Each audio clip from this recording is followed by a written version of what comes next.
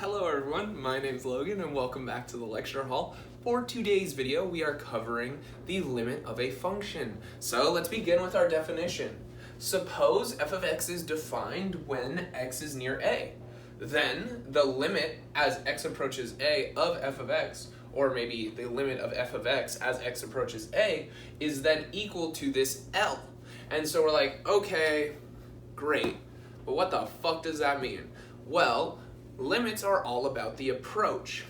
What this is saying is as x approaches this number, what happens to our function? So as we are doing something on one axis, what happens to our other axis?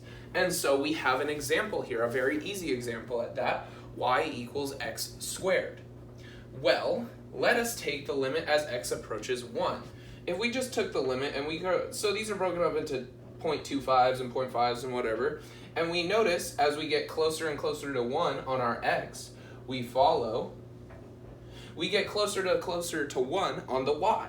And that is because our function is defined at this point 1, and when our function is defined at said point, our limit as x approaches a of f of x will actually equal f of a. Now we get into the idea of one-sided limits, and we're like, okay, well, one side, and we're like, well, what could that possibly mean? It's pretty obvious, and we're probably all thinking the same thing.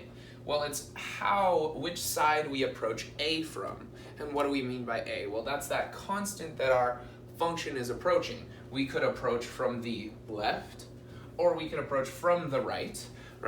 And so now we need to look at our function. Let's look at this one. This is some crazy piecewise function.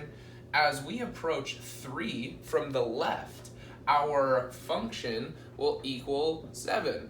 But if we approach 3 from the right, so this would be a plus instead of a minus because it's from the positive side, then this would equal 4. And so we can see, well, okay, clearly this can't have a limit because on one side it's one thing and then on the other side it's another. So we get that we only have a limit, the limit as x approaches a of f of x equals L, if and only if both sides equal that L. So that would have to stay the limit as x approaches a from the minus of f of x equals L, and from the positive, the lim as x approaches a from the positive side of f of x equals L. And so we can only have a limit if both sides approach the same place. Sometimes our limits will not approach just a number. Sometimes they will actually approach infinity. So let's figure out where let's figure out where we would use that. So let's look at our function y equals 1 over x squared. That is going to give us positive fractions. So, cool. We graph it out. What do we notice? Well, we notice that as x gets really close to 0, our function goes up to infinity from our left side. And then if we were to look at our right side, well, as x gets really close to 0, it also shoots up to infinity.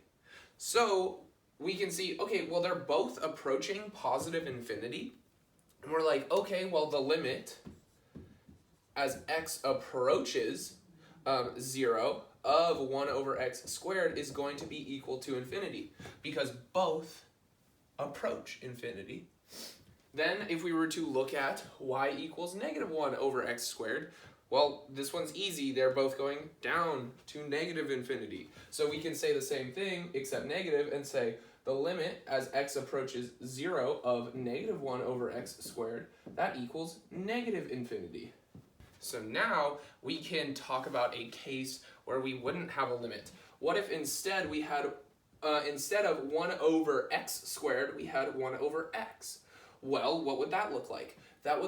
We would have negatives now, because there'd be no square, and the graph would look like this. Our limit from our left approaching 0 would be going towards negative infinity, and then the limit from the right would go towards positive infinity. So what can we say about this? Well, this is actually not going to have a limit at 0 because both sides do not approach the same place. The final thing I'll talk about before we do a practice problem is a vertical asymptote. And we're like, okay, well, what is it? Well, a vertical line, x equals a, is a vertical asymptote of the curve y equals f of x if at least one of these statements is true.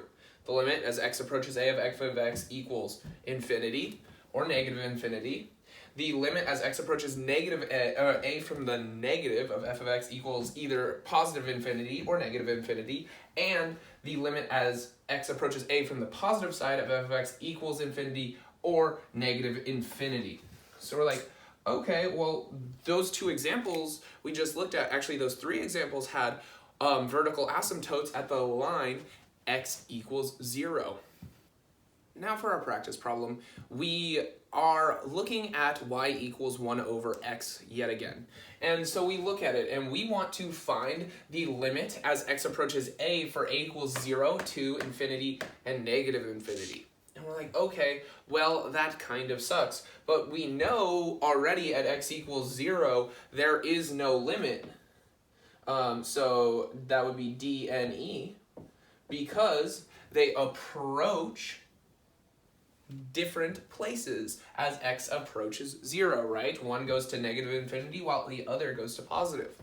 Next, if we look at as x approaches 2, well, the only thing we have to check for limits before we can plug in, are there any real domain restrictions? Do we have anything that would give us an undefined number? If we don't, we can typically plug and chug. So we're like, okay, well, 1 over 2, there's no problems. That's a half, baby. So what is the limit? It's a half, baby. And then we look as x approaches infinity. And we're like, okay, so we'd have to go all the way out that way. Well, we know as our numerator stays the same and our denominator gets ginormous, that will approach 0. And we know from pre-calculus that we have a horizontal asymptote at 0, at y equals 0, I should say. And then also, now if we looked as x approached negative infinity, well, that would also approach 0. So what's our takeaway from this lesson? Limits are about the approach. We are seeing what the function does as it gets closer to that x input value. As always, my name's Logan. Thanks for watching. Have a great day.